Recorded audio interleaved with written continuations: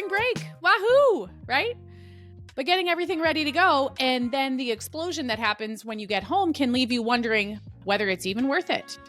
Well, we don't want that, right? So a vacation is supposed to be enjoyable. So I'm going to be sharing my 5-step process as well as a bunch of vacation planning and prepping hacks that I use to get my family of 11 ready to go and feeling like I actually want to be home when we get back home. So we are going to dive in. We've got a lot of ground to cover, and I am excited to cover this with you. Again, my name is Jennifer Roskamp, also known as The Intentional Mom. So let's dive in and get started. So I'm going to start here with this very key concept, which is the 5-step process I'm taking you through today. You're going to want to start this about 2 weeks in advance. Maybe a smidge earlier than that the first time you run through it, because it's going to be a new to you system. But at least 2 weeks in advance. For myself, that is literally where it starts for me. 2 weeks in advance, here is where I start. Number 1, paper planning. You need to plan things on paper first. And this is true for planning for a vacation. This is true for just about anything. If it doesn't work on paper, it's not going to work in real life. And I don't know about you, but I would rather know ahead of time, you know what, this isn't going to work. I would rather know on paper that it's not going to work so that I can say, oh, I need to figure something different. I need to figure this out a little bit differently. So you want to start planning on paper. So what do you plan on paper? Well, here are some things. I actually have 3 separate areas that we need to plan on paper. The first thing is, of course, the packing, right? The packing lists. This is something you probably already knew about. I need to know what to pack. And I want to make sure I don't forget anything. This is also a key concept that when you follow these steps and these hacks that I'm going to share with you today, you'll be able to pull away from your home, not wondering, what did I leave behind? That's like the worst feeling, right? But we need to start with putting out on paper all of the packing things. And mostly, I would imagine that you can recycle these packing lists from to vacation. You're gonna save yourself time and hassle and stress if you go through the bother one time of literally writing down everything but the kitchen sink that you need to pack. But then hang on to those lists. If you go through the bother and the time and the hassle of doing it one time, you can get a lot more bang for your buck if you hang on to those lists. Just make sure you tuck them away someplace where you actually know where to find them. That's always the key, right? But you want to start planning all the packing on paper. That's one thing you're going to use your paper for. Another thing you're going to use paper for is to get what I call the home prep all figured out. What do you have to do to leave your home for an extended period of time? Whatever responsibilities you have at your home and with your home, and to keep your home running while you're not here, what do those look like? And who do you need to call in to help you with those things? Right? We're thinking about pets that maybe we're leaving behind. We're thinking about if the weather is warm and you have plants or a garden that need to be watered. If you have mail that needs to be brought in and you're not having that stopped, right? What sorts of things need to happen at your home base while you're gone? What is it that needs to happen? And who are you going to recruit or call in to help you with these things? Again, map it out on paper. You're going to be gone for X amount of time. What needs to happen at home base when you're not here? Plan that out on paper. And then the next piece that you're going to plan for is what helps give you that Airbnb feel when you get back home. I've done it both ways. I have taken a vacation where I have done everything. We have done everything we can do to get out the door and come home, and there is the explosion waiting for you. But here's the thing, you already come home from vacation with an explosion, most likely, because you've got all the laundry that you're coming home with. Now, I will say, most times we're staying in an Airbnb or something like that when we're on vacation. And pretty much my requirement is that there be laundry facilities. And really, when you're packing for a family that is our size, it's very, very helpful to not have to pack as much clothing and items as you need for each new day. Having laundry facilities available while we're on vacation, of course, allows us to pack a lot less. So there is many times that I'm not coming home with that much of an explosion, because these days we make sure we have laundry facilities while we're gone. But if that's not the case, and even at any rate, you're still coming home with the explosion. And when you leave your house in a state of chaos, when it looks like an explosion has happened, and now you come back home and you have the explosion that comes in from the car and everybody's tired and cranky, this is not fun. Again, this can leave you saying, I don't even know that that was worth it, right? We do not want that. We want you. Vacation is supposed to be fun. This is something simple we can do. But when it comes to planning on paper, you're thinking about, what do I need? What do I want to do? What do I want to do in my home now so that I can come home and feel like, you know what, I actually want to be here? What would that look like? What is important to you to have clean, organized? For instance, something that I love and everybody in my family now loves is clean sheets. One of the last things we do before we leave our house for vacation is everybody gets clean sheets. Do you know how amazing it is to come home from a long vacation? And let's be real, with a family of our size, we're usually not flying. We are usually driving for a long period of time. And when you have been trapped in a car for a long period of time after a vacation with as many people as we are trapped in this car with, I love my family, but let's be honest here. Let's be real. And it is so nice to come home and crawl into bed. Not to mention, we usually time our trips with driving in such a way that we're driving the bulk of it overnight. So a lot of times we're getting home at 3 a.m, 4 a.m, and we haven't slept yet, right? We've been up all night long. And so there is something that is so amazing when you know that you have clean sheets waiting for you. Oh my goodness. What a difference this makes. The first time we actually kind of did this whole cleanup before we left and really came home to a very, very clean home, we have never turned back. We have never gone back to saying, you know what? I don't think all that bother of cleaning the house. Really what we do is kind of reserve the last day before vacation for this house cleanup. It's as though we're doing like our home reset that we do on the weekend. It's almost like we do that the day before we leave for vacation.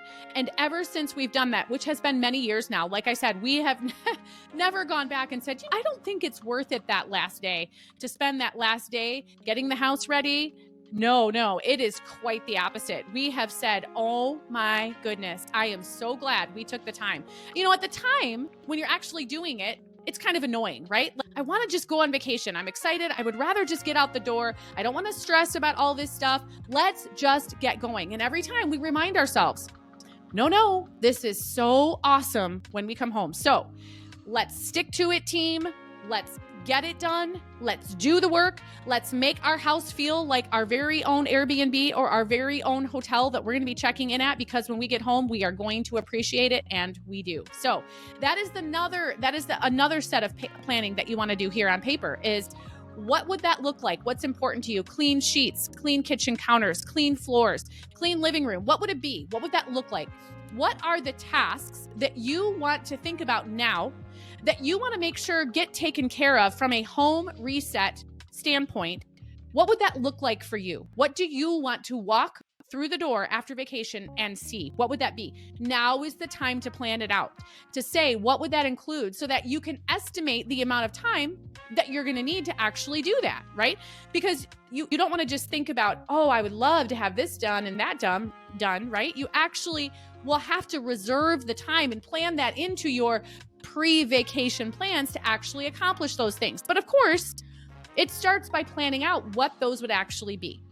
So that is going to be another set of planning. Now, piggybacking off of the what are you going to pack for your trip lists is something I didn't want to forget to mention. And it is a big component of planning for our family. So that's why I'm tacking it on here at the end of number 1, just because it might not be relevant for everyone, but it sure is relevant for us. And it is the food lists. Because we have a family of our size, even when we're on vacation, eating out is kind of a treat. Usually when we're on vacation, we do it a time or two. But again, we usually strategically plan where we stay so that we can eat meals in much of the time, because for us to eat out is just so darn expensive that it's just not feasible for us. So we have food lists as well. So I've fully thought through and actually meal planned for what our meals are going to look like while we're on vacation. I've made just like I make my meal plan for the week, I've literally mapped out what are we going to eat. And if we're going to eat these things, these are the ingredients that we need. Literally map that all out. And then I think about, on my list, there is 2 separate lists. This is the food we're going to take with us, and this is the food we're going to buy when we're actually down there. So it is very well thought out. It is very organized, but I tack it on here at the end because you might say, we don't take a whole lot of food. And of course, another thing we make a notation for is car food, right? What are we going to eat in the car? Because again, for us, a lot of times we're going 20 hours, 22 hours away.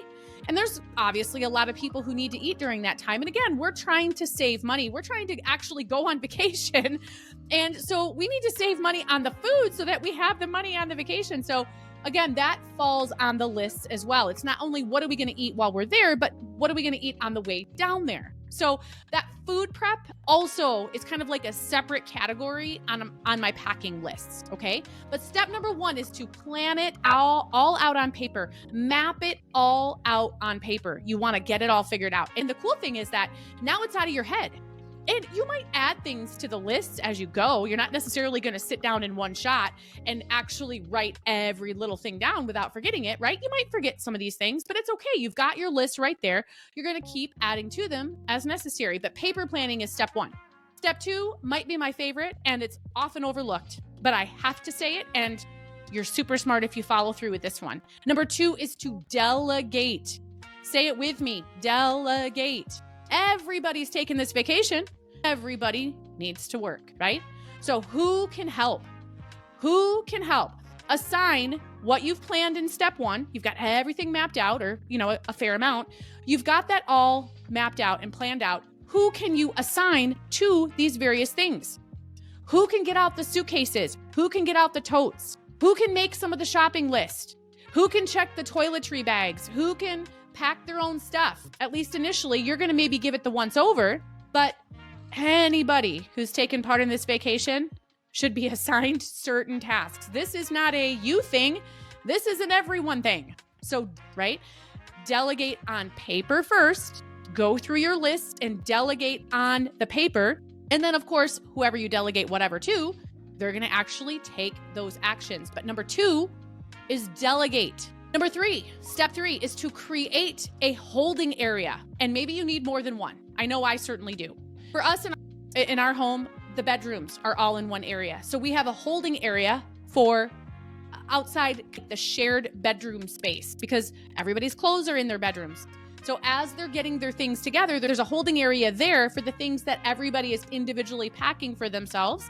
But everybody needs to know, where is the holding area, especially the more you delegate. The more you have to have the people you are delegating to know what to do with the stuff they're actually gathering. So you have to create these holding areas. So as you're planning and as you're gathering things, where will all of these things go? And make sure that you have the totes, make sure that you have the bins, make sure that you have the boxes for things to actually go in. Create this holding area. So one of my most primary holding areas is in my main living area, and literally the boxes, bins, and totes just kind of like line the wall of the hallway there. That way it's real easy to drop stuff in. It's real easy to see what we have. It's real easy to add to or subtract from. Everybody knows where the stuff is. But you have to determine your holding areas, and you'll probably need more than one. But decide, where is it? Where should these things go? And make sure that everybody knows, look, you're not getting into these things. These things are here for us to go. If you're getting into this stuff, you'll likely be missing something. So these are our holding areas. When stuff gets here, don't get into it. So create your holding area. Step number 4 is to create timelines. This is another step that a lot of people miss. When do certain things need to get done? There is just, in certain circumstances and with certain items, there's just a logical timeline that things need to follow. For instance, the things you're using, like charging cords and maybe medications and things that you use every day, well, they can't be packed 2 weeks ahead of time. But some of the stuff that you don't use every day can be. Some of the foods that don't expire and that are non-perishable, those can get packed up right away, 2 weeks in advance maybe.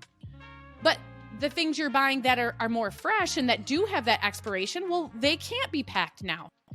So when can different things be done? Create your timelines. Some of the things work just fine to do 2 weeks in advance, but some of the other things are going to have to be done a day or two before. So you want to map out that timeline beforehand so that, again, it's making sense when you're doing things. And this is certainly super important for the reentry plan. Whatever your reentry plan looks like, that we talked about back in step number 1, where you're creating that Airbnb feeling for yourself. Some areas of our home, again, as we have mapped out what we want to do, what do we want to come home to, as we've mapped out our hotel stay and our hotel feel for our house when we get home, some of those things can get done, again, far in advance because they're not going to get messed up. It's not in our main area. But as I'm sure you can imagine, our kitchen that's one of the things we want to have clean when we get home. Well, that's last on the list as we're heading out the door because people are still in the kitchen. So timelines for everything are super important. When are you going to buy what groceries? Because again, the food you might be taking on your trip, some of that you can buy right away. But other things you're not going to be able to buy until right before. So as you're getting all of this planning out on paper, start assigning timelines. When are these things going to happen? It's amazing how when you start piecing this all together, it makes so much sense. And if you've never done this sort of planning, this detailed on paper before, and you've taken a vacation, this is going to be life-changing for you because your brain is going to be so happy that you're not having to carry all of this stuff around in your brain. You've actually got it down on paper, which means I don't have to think about it. I don't have to try to remember. I don't have to try to stress about, are we actually going to get all of this done? How is this all going to get done? Well, you know what? You can answer that question because you've mapped it out with timelines. This is going to get done because here's the timeline. And of course, you have to adhere to it, but this can be such a freeing concept if you are used to just kind of flying by the seat of your pants when it comes to vacation. You're hoping that everything gets done. You're hoping that you get out the door on time, and whatever aftermath you leave behind, well, you'll just deal with that later. This is a totally new concept. And like I said, it's going to be one that you love. You are never going to go back and say, man, I hope I can take that. I really wish that I could. Let's go back to that disorganized vacation again. Let's not worry about any of that stuff. Let's just fly by the seat of our pants. That feels so much better. That is not going to happen. So create your timelines. This is super important for every stage, but especially for that reentry plan. There are certain areas of our house that we're kind of buttoning things down days in advance. And there are other things, and we say, no touching. Remember, these areas are closed off. That's important too. Everybody has to get the memo. Look, we've done the Midas touch on this. Don't touch it again. But again, everybody's on board because nobody wants to clean it twice. And everybody appreciates coming home to a place they actually want to come home to. So that's number 4, is creating your timelines for everything. Anything that you can map out when they're going to happen. Again, it just helps you. What do I have to do and when do I have to do it? Anytime that you already have done the thinking, this is how I teach it. As a coach, this is what I teach. Anytime we can separate the thinking from the doing, oh, so helpful. Because a lot of times we stick the thinking and the doing together and we don't realize how exhausting the thinking part actually is. So then we piggyback the doing, the taking action part, the stuff we actually have to do, we piggyback it on the back end of thinking, and we wonder why we don't feel like doing any of it. Well, it's because you've just poured everything out that you have into all the thinking and planning, because a lot of times the thinking and planning actually takes more out than the actual doing. I know I'm not the only one who has discovered this. So it is so awesome when you get this stuff on paper. So that's number 4. And then number 5 is execution, right? You've done all the mapping, you've done all the planning, you've done all the delegating. And that's not to say that you're not going to have to tweak and change and possibly revisit, because likely you will. But this is when execution starts to play out. And the lists are essential. Know where they are. Make sure everyone knows where they are. You went through the bother of mapping all of this stuff out, creating all of this stuff, planning all of this stuff. You're going to add to them, maybe subtract as you go, move stuff around, reassign, whatever it is you're going to do. Make sure you and everyone else knows where they are so that you can follow the plan. Again, it is so freeing when you start to see these things unfold, not unfold, right? It's just like, oh, I can see this vacation. It's getting so close. I can taste it. And look at that. I haven't lost my mind. Totally different when you can leave for a vacation not having felt like you've just lost your mind. So those are the 5 steps. Let me just give you a few hacks that I've discovered along the way, okay?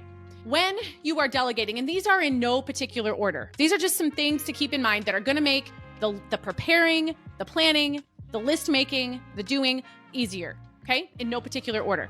When you are delegating on your list, write it actually out on your list, right next to the things that you have happening, right? Check the toiletry bags, write whoever you're delegating that to, write their name right next to that thing. So again, it is clear. Everybody's name, everything listed, even if it's you, it should have mom or your name next to it. Every item should have a name assigned to it. That way there's no gray, foggy area. Who's doing what? Everybody knows. We've got it planned out. Color coding, super helpful. Again, person A, make sure your name is always in purple or whatever. Make sure your son's name is always in green or whatever. The more you can set up your systems and processes in this planning and prep work, the more you can make it foolproof to mess it up, the easier you can make it for your family to read and follow along, the better. So it's something simple that you can do. Assign a different color to each person. Something else I actually often do when I create these lists is I will put boxes around certain things as well. So for instance, when I create timelines, so a lot of times what you'll see on my list is you'll see, for instance, let me pick on this again, double check toiletry bags. Let's say I have that written down. And let's say I've assigned my son that task. And so next to that task, I have his name. But again, as I've thought through timelines, I've actually put the word Tuesday next to it, because when I put the timelines together, I've discovered this is a good Tuesday task. So a lot of times what you'll see me do is put a box, for instance, around Tuesday, because I want to differentiate the different information that I have on these lists. So maybe I've put a box around a day, maybe I've put a box around a name, but you'll often see that I've got boxes on these lists, or maybe you use a highlighter for a certain category of something that you've got on these lists. You want to, again, make them super easy to read, super easy to follow, so that at a glance, people can find what they need to know. Nobody wants to go on a scavenger hunt, yourself included, in order to get this trip off the ground. We want to just get on the trip already. So do what you can to make these lists easier to read. So I often will put boxes around stuff, highlight it, again, in a certain theme, right? The days are all in boxes. The days are all highlighted. Whatever it might be, there's consistency. It's almost like an index, right? All of the pages are indexed the same. You'll find the same information in the same format in all of my different planning lists, okay? Another hack, as you're getting stuff done, I don't like to use a check mark. I often use a check mark when it comes to me writing and crossing things off my list, my daily task list. I use a check mark. However, with something like this, I like to use an X, right? With an X, you've got those 2 slashes. You've got kind of that forward slash and kind of that backward slash. And so as things are getting done, I instruct the people in my family, because again, we all use the same system. When you complete your task, you put the backward slash. You put that 1/2 of the X so that we know it has been done. But then everything gets double checked, and you double check it with the backslash. Backslash, not splash. So you've completed the X. So when it's been done, it's 1/2 of the X. When it's been checked, when you've done that double check, it's the other half of the X. So that you know, yes, this has been done and it's been double checked. This is how you know that, again, when you've mapped out everything really well, this is how you end up being able to pull away from your house knowing that you haven't forgotten anything, nothing's been left behind, again, unless you choose to. Maybe you get in a situation where certain things that you had wanted to do, you're not going to be able to do that. That happens, right? But again, you've got the 1/2 of the X and the other half of the X when it's been double checked. So that's how I like to cross things off my list, per se. Also, it's helpful to have someone else do that double check. Oftentimes we need a second set of eyeballs. And this is true, especially when you're having kids do certain things, right? You want perhaps a slightly older person to be able to do the double check and make sure that it's actually done. Make sure that we've covered all the bases. So another set of eyeballs actually doing the double check can help. It's not necessary, but it helps. And then the last hack that I have for you is to keep your lists. Again, you're likely going to take more than one vacation. So we don't want to start over from scratch next time. Sure, maybe all you have is kind of like a template to start with, but chances are, again, that packing list is going to stay relatively the same. Chances are the things you want to do to create that Airbnb hotel feel for your home, chances are you're going to probably list the same things from time to time. So keep your lists. Again, keep them someplace where you can keep them from trip or vacation, because there's no reason to reinvent the wheel. There is no reason to start over from scratch. Again, you've gone through the bother. Why not get more bang for your buck? So there you have it in a very large nutshell. Spring break planning, prepping, spring break, or any vacation made easy. I'm so excited to see how this helps you. Make sure that you subscribe so that you can find this episode again, because again, chances are you're going to want to haul all this out down the road. So until next time, make it an amazing day and have an amazing vacation.